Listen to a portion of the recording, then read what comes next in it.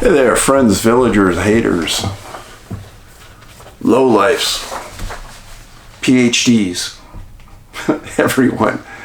Welcome. My name is Dave Paulides. This is the CanAm Missing Project copyrighted edition for our video channel.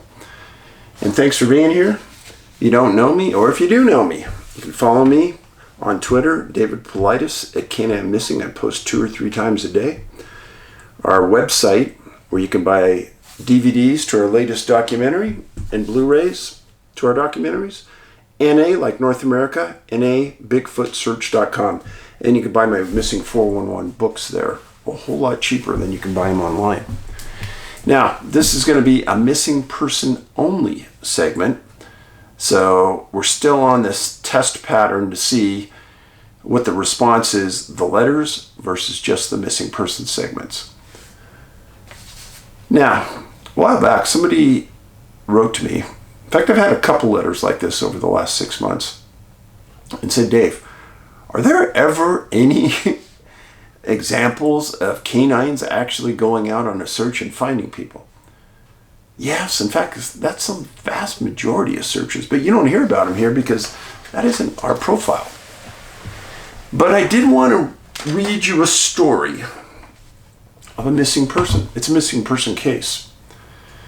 It happened outside of Dallas, Oregon. That's west of Salem, Oregon. Happened October 9th, 1954. Family from North Dakota went hunting. It's supposed to be a one-day trip.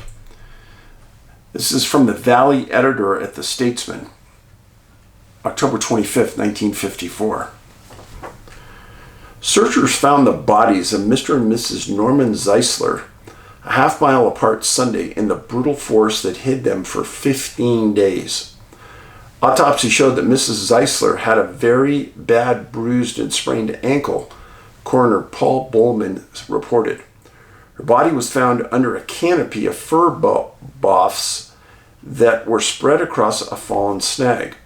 The body was approximately a half-mile from the place where her 13-year-old son's body was found by bloodhounds the day before. The coroner said autopsies indicated the woman died first, her son next, and her husband last. Intervals were in doubt. All deaths were attributed to exposure. Zeisler had apparently dropped from exhaustion while seeking a way out of the labyrinth of trees, ferns, and fallen snags.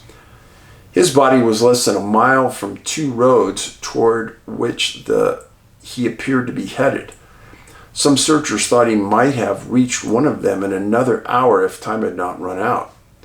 One road climbs west from Black Rock, the other is an old railroad grade. Zeisler was headed up the south side of Riley Peak. Sheriff Tony Neufeld said he may have been using. It's a tip to keep his direction straight, but it was not visible from much of the murky forest where he died. The climax of the 9-day hunt came quickly as lumberjacks and foresters swept the new search area where the boy was found. But the secrets of the missing hunter's final hours died with them. The bloodhound owner, whose dogs steered searchers to the area, think that the hunters knew they were lost within an hour after they entered the forest on October 9th.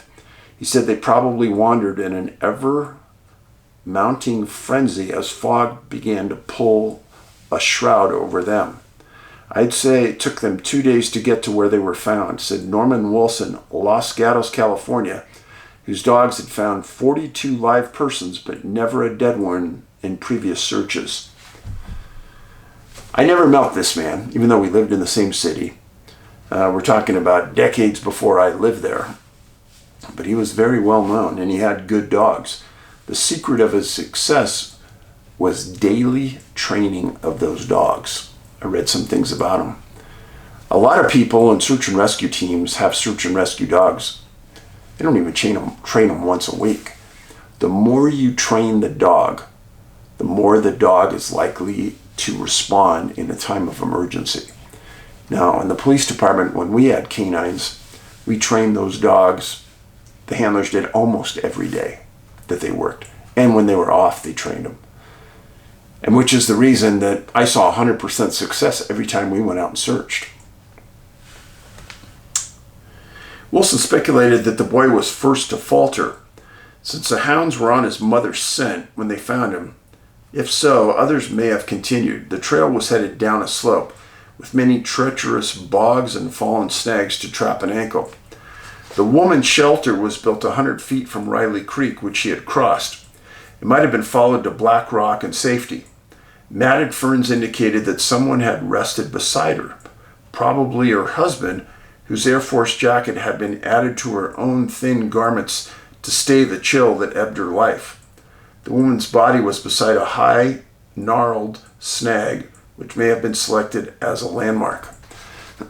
Sticks were found near her body, but there was no evidence of a successful attempt to build a fire in the dank forest. Soggy matchbooks were found with the bodies, but Zeisler's cigarette lighter still worked. His handkerchief was charred as though it had been used to try to kindle a fire. Mrs. Zeisler's rifle leaned against the snag that supported the lean-to of burrows. Her husband's rifle was near his side where he fell. Each rifle was loaded with a single shell, and 6 more shells were found in her pocket. 1 expended shell was found near her body. District Attorney Walter Foster said the woman's billfold contained cash, North Dakota driver's license, a picture of Christ, and good luck charm. F.M. Henderson, District Forest Warden, found Mrs. Zeisler's body at 11 a.m., and her husband's was located 55 minutes later. He was lying face up with his hands extended rigidly above his chest. Sheriff Neufeld said hunters rarely invaded the area where the 3 bodies were found. I don't think they would ever have found them if it hadn't been for those bloodhounds, he said. Neufeld heaped praise on the state foresters, state police, and international guardsmen, loggers, and all volunteers who participated in the search. Autopsies again performed at Dallas Sunday by Dr. H.H. Harris at the State Criminal Detective Laboratory. Bodies of Mrs. Zeisler and her son will be returned to Valley City, North Dakota for internment. Now, I read that to you for one reason. Canines do work. Again, when they're trained well. I know you get a constant bombardment from me about how canines have failed. Again, I don't think it's the dogs failing. I don't think it's the handlers failing. I don't think the body is there. I'm sorry. If you watched Missing 411, the UFO Connection, you get what I'm saying. And if you watch Missing 411, The Hunted, available on YouTube and on Amazon, you will understand this paradigm that we have here. Now, the missing persons cases. First case, William Tucker, 83 years old, missing November 2nd, 1942. 83 years old? You think, well, the guy's not too mobile. We hear a lot of disability claims about older people. Well, he lived in Richville, Maine, and he was a resident part-time in Steep Falls. The incident happened in Richville. He was retired. He hunted his entire life, spent the majority of his life in the outdoors, and lived in the area where he hunted. His wife was named Minnie Tucker, and it appeared that they had some falling out because he stayed many times with his 3 daughters who lived in the general area. Now, on this incident on November 2nd was opening day of hunting season, and William was walking down the road with his rifle to his hunting spot, and it was maybe a mile or 2 away, and a man came up named Alfred Cole, and Cole said, "Hey, you need a ride? You're going somewhere?" And he said, "Yeah." And he goes, "Well, I'm going hunting too." He goes, "Maybe we can go together." He goes, "Yeah, sure." So William gets in the car, and Alfred drives him to a spot that William directed him to. Hey, can you imagine this? You're driving down the road, you see some guy walking down the road with a rifle, and you pick him up. It's probably not going to happen today in most of the United States and Canada, but in parts of Montana, I could see it happening for sure, because there are so many hunters up here. And I know there's a lot of people that hate hunters, but I'm just giving you facts. Well, William and Alfred went into the woods, into William's favorite hunting spot. And Alfred described it as a deer freeway. It was, he didn't say freeway, but a deer right away. He said there was deer everywhere. And William said, hey, you just sit down here. I'm going to walk around the backside of the mountain. I'm going to force the deer down to you. And Alfred said, sure, okay. Well, William was supposed to be home that night. And when he didn't get home, his wife reported him missing. And the sheriff at the time was a man named Henry Burnell. And he knew William. He'd been a lifetime member of the community. And he got about 100 hunters and area residents and business people to come and join the hunt. And as the end of the first day was closing, wind and rain started to hit the area.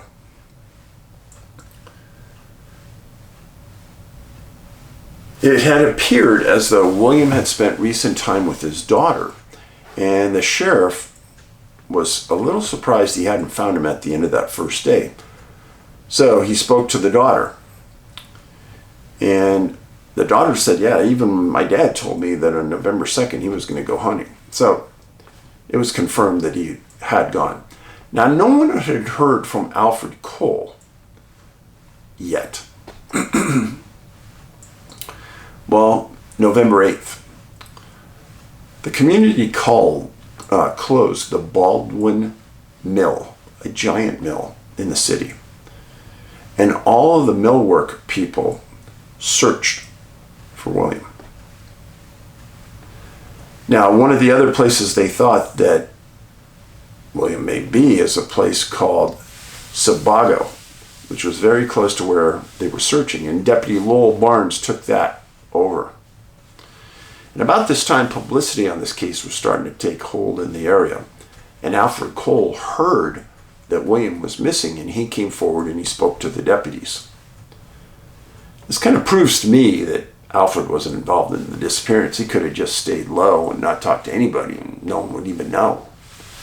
So he came out and he showed the deputies where William was last seen, which was deeper into the woods than they thought. And they came out with a theory.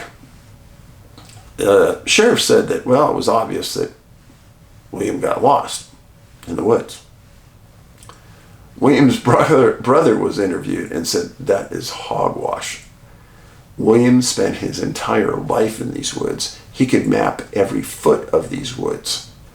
The idea that he was lost is ludicrous. So the search stayed going for 10 days, and they found nothing. Alfred Cole participated in the search. And the sheriff said up to 200 hunters and mill workers were in the woods. It was a massive amount of people. And they weren't having any luck. So the sheriff said that there were 200 hunters in the woods where William disappeared on November 2nd. That's a lot of hunters. A lot of hunters. And only one person had seen William, and that was Alfred. And that's not unusual because a lot of hunters don't go very deep in the woods. Just like fishermen, they stay very close to where their car is and they don't want to put forth a big effort. But William and Alfred did put forth a big effort and went deep into the woods. And the sheriff stated that all of that area had been searched. Now, you fast forward 8 months. July 8th, 1943. A man named Walter Murch of East Baldwin, same community, was walking deep in the woods about 5 miles from the area where William entered the forest, and he found a body. And he knew the body had to have been William. So he gets the sheriff gets his deputies, and they go in.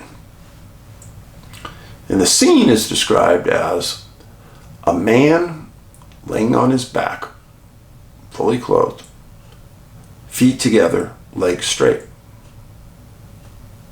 rifle next to the body. They said that there were broken trees and broken branches all around the body. And they said that they didn't believe that William had gone to this area, fallen into that area, to where he was found. He said it looked strange. And that they believed that it was possible that somebody had drugged the body to that point. But they didn't know. So the coroner did an investigation and said that there were no fractures of any bones. There were no holes in any bones as though he was shot. And they listed the cause of death as unknown. And they stated that the body was quite decomposed. So not finding a cause of death was one of the things they said at the very beginning because of the decomposition factor. They also stated that even though they didn't know the cause of death, they couldn't specifically say that he wasn't shot even though none of his clothes had a hole in it. Which doesn't make sense to me. You're wearing clothes all over your body. If you get shot, there's going to be a hole in your clothes. Unless you get shot in the head. And if you get shot in the head, that's a fatal shot. You're going to have a hole in your skull. So, a lot of it didn't make sense to me. Now, the area where he was found in had been searched before. Nothing was found. They didn't say explicitly why they thought the body was dragged, which is strange, but they just said that they thought it was. Now, this area of Maine has a lot of water, and there's water all over this area. He's an older man, traveled a long distance, so we know he was in good shape. The idea that his legs were together, I don't know, if I laid down in the woods to take a nap, my legs may be together, and if I had a rifle, my rifle would be laying next to me. Just saying. So, William Tucker's case is a strange one. And with no cause of death, we really don't know what happened. And the broken trees and branches around him, that has me thinking. They said that there was no animal predation to the body. And there are a lot of bears in Maine, so that was that. Now, where is this? The search zone. Here's Scarborough, Maine, right here. Atlantic Ocean. This is the search zone right next to a big lake. You kind of see where you're at. North of Boston. Got it?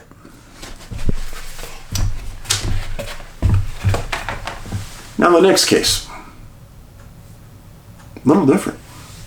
Happened in British Columbia, just north of the US border. I mean just north. And just north of the Washington state border, and not that far from Idaho either. Man's name was Jesse Blaylock. He went missing November 26, 1912. And this happened in an area north of Grand Forks, British Columbia. He was a deer hunter. He lived in Cunningham, Washington with his family. He was a young man. They didn't say his age. But his family and friends and him knew a series of ranchers about 30 miles north of Grand Forks. In an area called Goat Mountain. This is the area they were hunting in.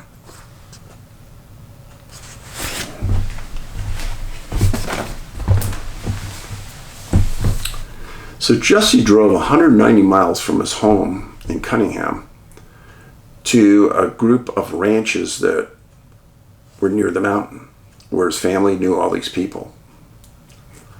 So he arrived on November 24th, 1912, and he met with the four ranchers.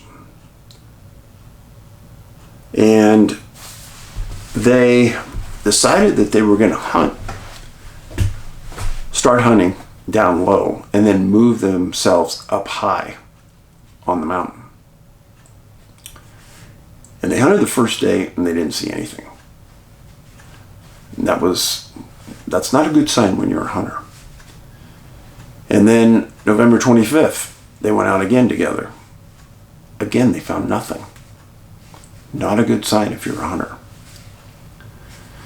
Well, on November 26th, they decide to separate and hunt the area further up Goat Mountain. Well, on the afternoon of the 26th, every indicator says that freezing rain and cold hit that area hard and fast. Well, Jesse didn't come home that afternoon, didn't meet back up with the hunters at a pre-designated location. And when you don't spend a lot of time around ranchers, hunters, guides, you really don't know their mentality. But these guys dropped everything. They're not playing games. Bad weather hit the area. Freezing cold. They know that Jesse wasn't dressed for that type of weather. And they start searching on November 27th immediately. And they place a call into Jesse's family in Cunningham, their friends. So they start searching, and they're focusing on an area near Lynch Creek as they're making their way up towards the mountain. There was an opinion written then that his chances of survival even then were slim if he hadn't built a shelter or found some shelter. And the ranchers said that they didn't think that there was any shelter up there. Well, as the search moved further up Goat Mountain, they found what they believed to be tracks of Jesse's they described it as a treacherous section of the mountain. November 28th. Well, first of all, on the 27th, that's all they found. Weather was cold. Afternoon went on. They backed off. The ranchers were on horseback searching. November 28th, Jesse's brother and dad arrived from Cunningham. And they participated in the search for their brother and son. Again, they're so close to the Washington border. The ground they're searching on isn't that much different than the ground they live on in Washington.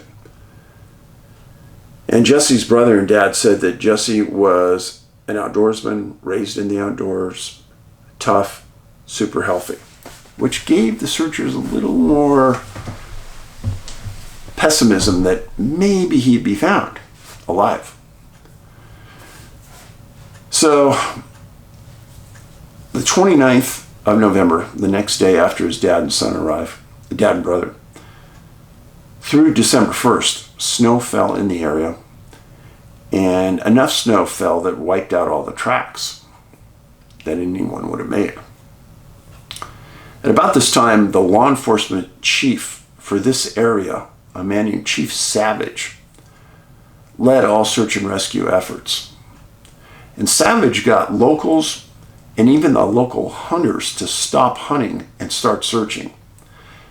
But he made a statement about December 1st that there was so much snow it made it almost impossible to progress at the higher altitudes. Now, nowhere in any of the documents I read did it give any age on Jesse. But from accounts at the SAR of the search and rescue by the ranchers and Chief Savage, the searchers kind of bounced back and forth between the North Fork River, Goat Mountain, and Lynch Creek. And looking at the area, it's a pretty big area to be bouncing around in. Now, I understand that you may pass one to get to the other, pass another to get to the next. December 7th. This is a tough call here, folks. The local ranchers, Chief Savage, Jesse's family, sat down and talked about what had just happened. The weather issues, the amount of snow, the extreme cold. And they all agreed that Jesse probably wasn't alive. And then they said, well, maybe we should just terminate the search before one of us gets hurt. And as a group, they made a decision to stop searching. This is the same method that is used today to determine if a search is going to be stopped. Now, in this incident, they searched for Jesse for over a week. And for 1912, that's a long time.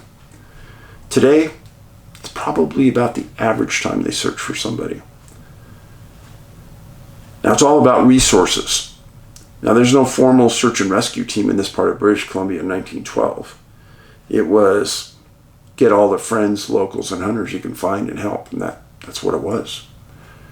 And the chief for the local area. I don't think that the week was an inadequate amount of time. There was talk that they were going to come back the next spring and hunt for Jesse again, find his body. I did a massive archive search. I never found an article talking about the Blaylocks coming up to search, and I never found an article saying that Jesse was found. Now, I always think about this, and I don't know why I do, but Jesse had a vehicle up there.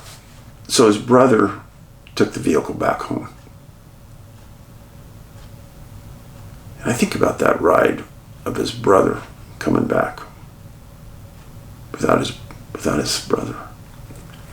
And then his dad coming back without his son. I always think about this. Because I've read so many articles about so many family members that have to give up and they have to go home. And they know that they're leaving somebody behind. Absolutely horrendous feeling. Horrendous. So,